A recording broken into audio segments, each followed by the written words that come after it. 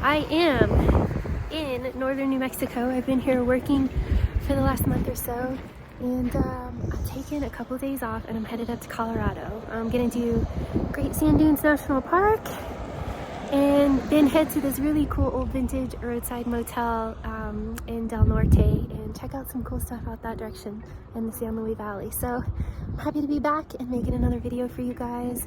It's just me and Mabel this time, no hiker. I'll give you some more information on that later, but I just stopped in Red River, New Mexico for a coffee and a warm biscuit because it's cold. And we're getting on the road, so let's go.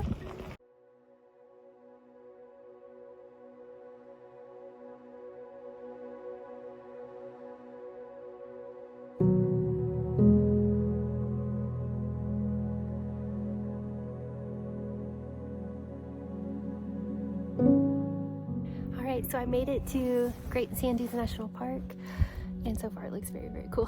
So, and it's a Sunday in February. There's not many people here at all. The parking lot's pretty empty. I mean, look at that. So I'm gonna switch out my boots, grab my camera, and head out there. Wow, look at this. It looks massive. I mean, even from the visitor center, you really don't get the correct scale. I mean, they're huge. Oh, this is gonna be fun. I'm really looking forward to this. This is my first time to anything like this. I've never been to huge sand dunes like this before.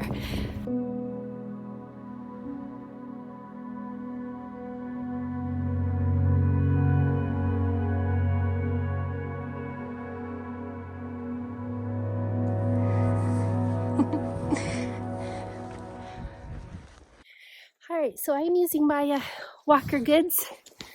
I don't know if you can see it.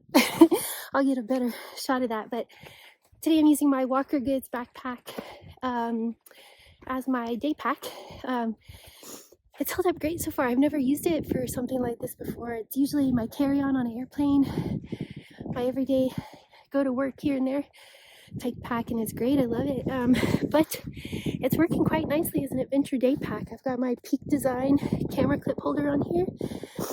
It was a little tight. These shoulder straps are a little bit wide, super comfy straps, and it took a little finagling, but I got it on there and it's held up just fine. Slipping and sliding all over these sand dunes today, so highly recommend. And it cuts down. It's one less pack you have to bring if it's doubling as a carry-on travel pack and your adventure day pack. This is the Peak camera clip I was telling you about, and you can see how it's folded over a little bit right there, but it's on there perfectly well. That screw is in there, and it's, like I said, it's held all day long. It's got this super handy little side pocket, and I can just reach in and grab my camera like that without having to take my pack all the way off. I really like it. All the edges and sides are padded. It's been a great little day pack. Highly recommend if you're in the market for a new day pack, or just, you know, carry on everyday type backpack. It's really great.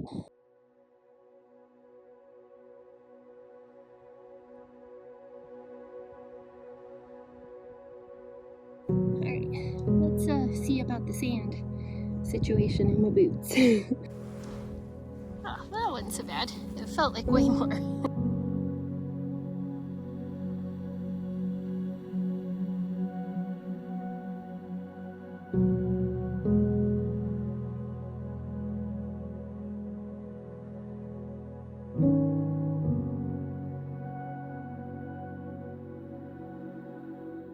That was a lot of fun.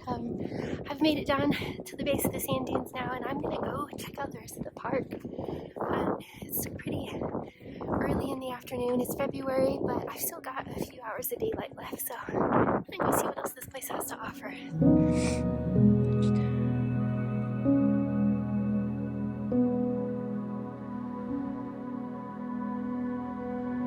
Alright, so I made it to the one kind of trailhead parking area that's open this time of year. I couldn't get back to the campgrounds. They had it blocked off because they're closed for the season still. But I'm gonna check out some of these trails for the rest of the afternoon.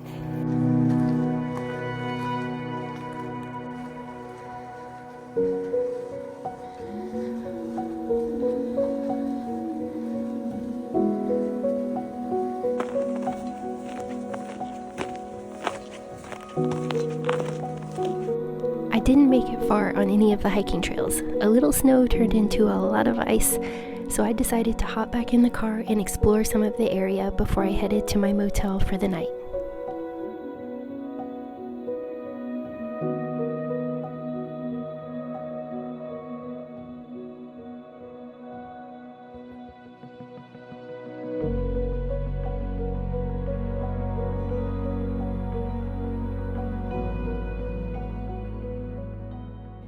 Had an obsession lately with roadside motels, so I was really excited to stay in this newly renovated and way cooler than me motel called the Mellow Moon. It's right on Main Street as you pull into Del Norte. They've got some cool outdoor areas, a soon-to-be cafe, and a store with everything from a water bottle filling station to canned fish, if that's your thing. The self-check-in room was actually pretty big. It had a cool retro fridge, some organic teas and coffees, and a massive shower. One of its best features, though, is that it's within walking distance of pizza, coffee, a cool record shop with a penchant for taxidermy. This place was wild, literally, but it had such a cool vibe. The owner was a really nice guy. He introduced himself and showed me all the cool products that they have. Side note, they too sell a variety of canned fish.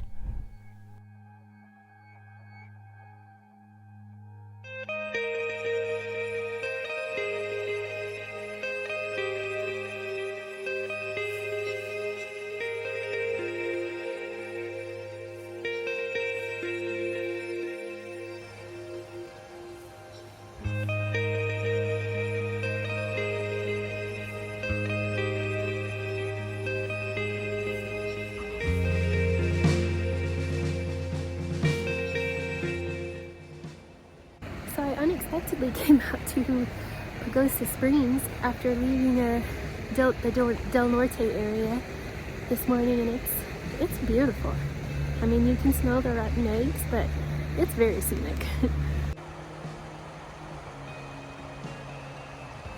So far I like Pagosa Springs. I found a very cool coffee shop,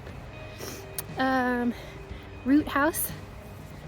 They had some pretty cool stuff. No fewer than 10 things I wanted to purchase in the coffee shop, but I only got coffee. It was their house latte, which is mixed with whatever their house flavor is. It didn't say, and oat milk, and it's pretty good. I can highly recommend it.